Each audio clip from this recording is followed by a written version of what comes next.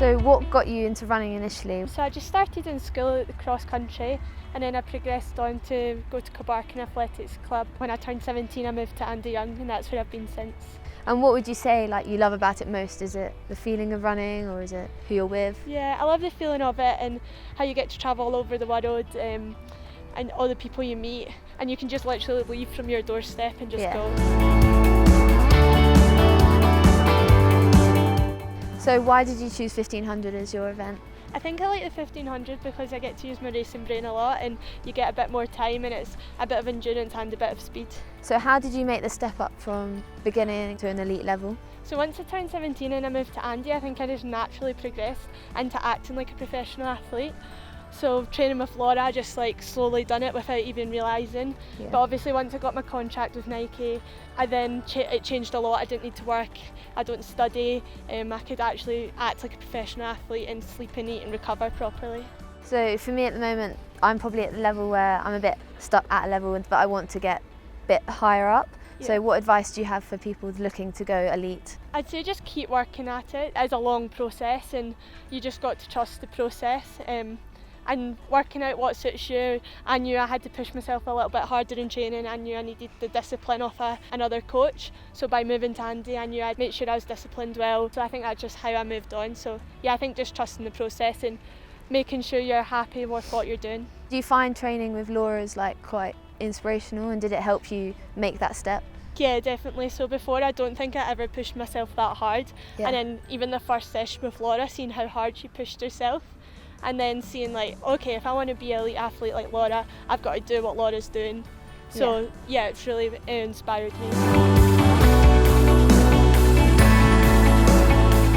So being halfway through 2019 season, how's it going? It's been a bit hectic and crazy. Getting double gold at Europeans and then running 4:02 just the other week for the Olympic standard. Yeah. It's going really well, At this time of the season, we're probably still quite heavy into winter work and not peaking because we've got British champs 4 or 5 weeks.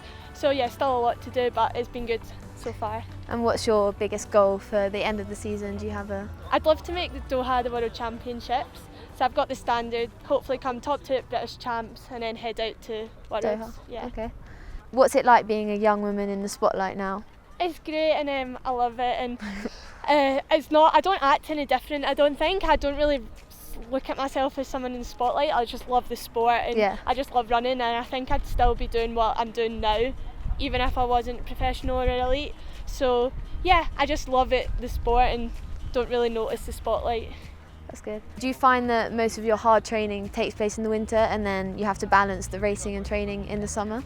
Yeah, I think we have really hard winter work, and we don't really taper for every race because we try and keep fit. Yeah. So it's hard to balance it out, but luckily I don't need to think anything about that. My coach just does it for me. Yeah. Do you find coming out to altitude is a big help for your training, and what are the main reasons you come out here? One of the main reasons is it's harder to train.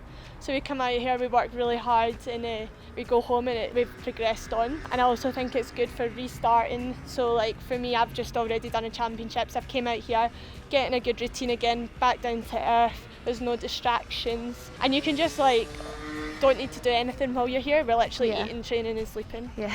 What would you say you find the hardest about being out here? What sessions or? Definitely the longer sessions and shorter recoveries, and it is really hard, but from past experience that once you get home it is all worth it. Do you think now altitude training has helped increase your competitive side, and now you're finding those good results from altitude training? Yeah, I definitely think it's helped, and we quite often come straight down and go straight into racing, and every time I've done that I've run well, so that's just even more confidence that once I've came down from altitude I'm going to run well for the next few races. So overall, how's this camp helped you in your season, your training? I think this one was really helpful for me after coming from a championship. I really do need to reset and start again basically, so I think it will really benefit me for the rest of the season. So what are the ways that you balance training and racing once the season's in full swing? I think the main thing is choosing key races, and then the other races you just kind of have to train through. And sometimes even after Euros, when I've done 4 races that week and then I still ran a good race at the end of the week, it just shows you you don't need to completely come off. Yeah. But definitely for big championships, my coach will make sure I take it a bit easier on the run up to it. So do you find like with big championship races, like, because sometimes I've changed my routine so much for big races and it just has gone the opposite way, like it hasn't worked. So do you have any advice for that? I think just keep a note, and when it does go well, keep a note that that's what suits you. And I think just keeping an eye on different things every time you change things, maybe keep a diary and write everything down. Yeah. And do you sort of, at the start of the season, do you plan which races and when you're going to do it? Is it very like strict, or do you sometimes pick and choose when you feel?